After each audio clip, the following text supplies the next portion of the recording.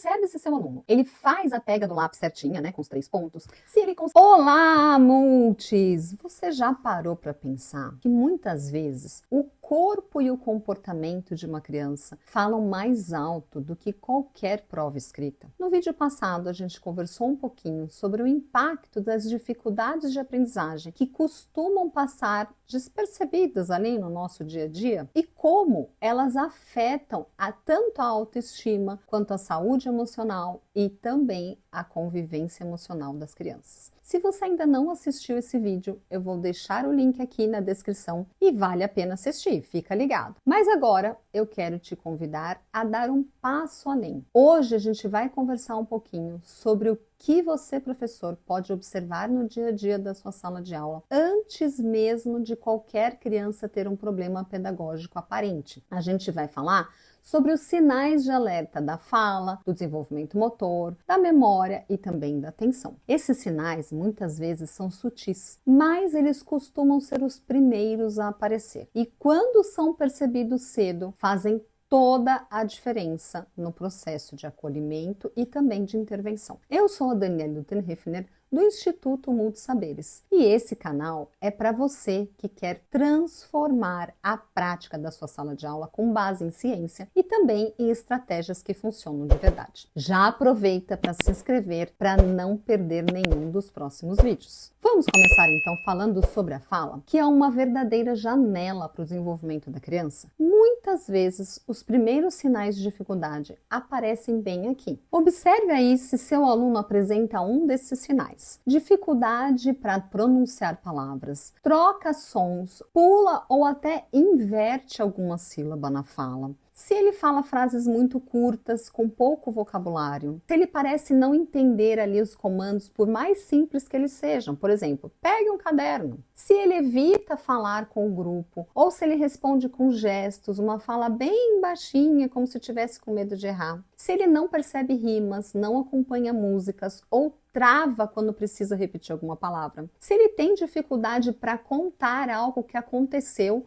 e deixa tudo fora de ordem. Se ele usa um tom de voz igual, sem modulação e quase robótico. Esses sinais, eles podem estar ligados a dificuldades fonológicas, auditivas e até emocionais que interferem diretamente na aprendizagem da leitura e da escrita. Muitas crianças, elas não têm dificuldade de aprender por desinteresse, mas sim por não conseguirem manter a informação ativa na memória. Então, fique atento também a esses outros sinais. Ela não lembra o nome dos colegas ou das letras, ou dos números, ou da atividade que acabou de fazer e acabou de ser explicada. Ela tem dificuldade de memorizar a rotina do dia, como se o que vem ali depois do lanche. Ela não consegue seguir instruções, por mais que você tente colocar tudo em etapas ali. Ela começa uma tarefa, mas se perde no meio do caminho e não consegue terminar. Ela se distrai com qualquer coisa, qualquer barulho, qualquer conversa, um lápis caindo, qualquer coisa. Ela parece estar sempre no mundo da lua, mesmo fazendo as atividades que ela mais gosta. E ela também não consegue organizar ali o pensamento ou se organizar para fazer alguma cópia na lousa. Tudo isso são dificuldades ali que podem aparecer tanto na memória de trabalho quanto na atenção sustentada. E aí esse desempenho pedagógico vai cair. O corpo dessa criança também pode chamar atenção. Então, para a gente prestar atenção ali nas dificuldades de coordenação motora, a gente precisa observar esses outros sinais que nós vamos dividir em 2 tipos, ok? A motricidade grossa, então você observa aí se o seu aluno, por acaso, ele tropeça com frequência, se ele esbarra em cadeiras ou se eles têm uma postura inadequada na hora de sentar. Se ele tem dificuldade para pular com o pé só, se corre ali de uma forma esquisita, né? Ou se ele não consegue manter o equilíbrio. Se ele evita brincadeiras que exigem maior coordenação ou um movimento mais difícil. Se ele tem dificuldade para se manter sentado, derruba todos os materiais ali no chão em volta dele e se bate, né, nos amigos que estão em volta ali, tudo isso são sinais de coordenação motora grossa. Agora, então, vamos falar sobre o outro tipo, a motricidade fina. Observe se seu aluno, ele faz a pega do lápis certinha, né, com os 3 pontos, se ele consegue recortar com precisão, colar, pintar dentro dos contornos, se ele escreve com uma letra muito trêmula ou se ele pressiona demais o lápis ali na folha, se ele cansa rápido demais para escrever, se ele desenha ou se ele fica sentado o tempo ali adequado, ou se ele se perde ali no espaço da folha na hora de fazer a cópia da lousa. Todos esses sinais, eles podem identificar, então, uma dificuldade de coordenação motora espacial lateral ou até de integração sensorial motora, que impactam diretamente ali na autonomia dessa criança.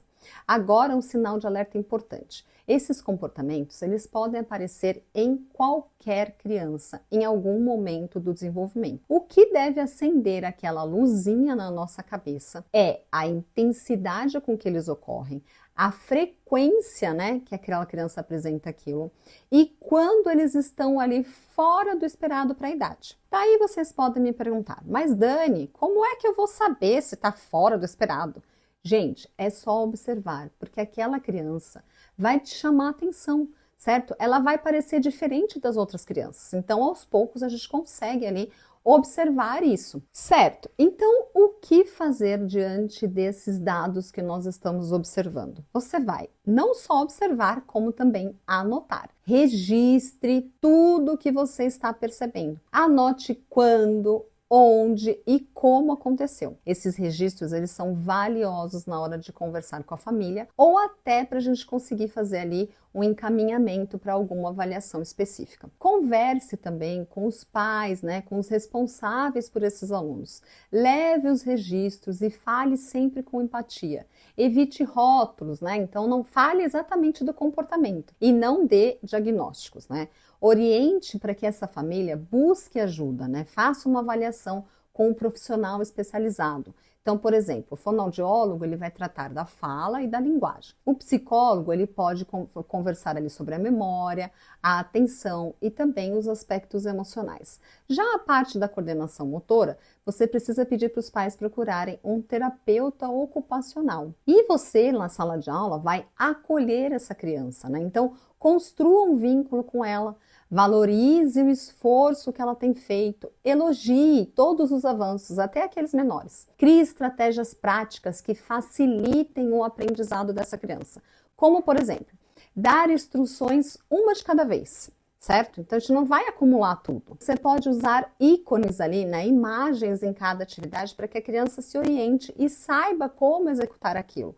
Então, você pode pegar, por exemplo, uma imagem de um bonequinho escrevendo na hora de copiar alguma coisa da lousa, na hora de fazer uma escrita, ou de alguém lendo na hora que é para fazer uma leitura, ou de alguém recortando na hora que é para recortar, ok? Essas imagens costumam ajudar muito na orientação ali dessa criança no dia a dia. Outra ideia também é escrever o passo a passo da realização daquela atividade. Então, por exemplo, 1, faça isso, 2, faça aquilo, 3, faça aquilo. E na hora da cópia, você pode utilizar cores diferentes de uma linha para outra.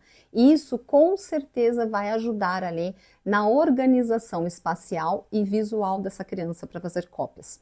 E também use sempre diferentes estratégias, diferentes recursos para enriquecer ali o desenvolvimento de todos os seus alunos. E lembre-se, o objetivo não é fazer pelo aluno, mas ajudá-lo com estratégias que tragam autonomia, para que ele saiba o que fazer. No próximo vídeo, então, a gente vai conversar sobre algo que faz parte ali, que faz toda a diferença no comportamento e na aprendizagem.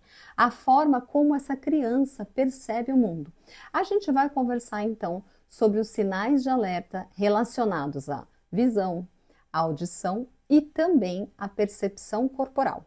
E agora, me conta aqui nos comentários. Você já percebeu algum desses sinais no seu aluno ali, na sala de aula, no nosso dia a dia? Como foi lidar com esse sinal e o que você fez, né? Essa dica de hoje pode te ajudar?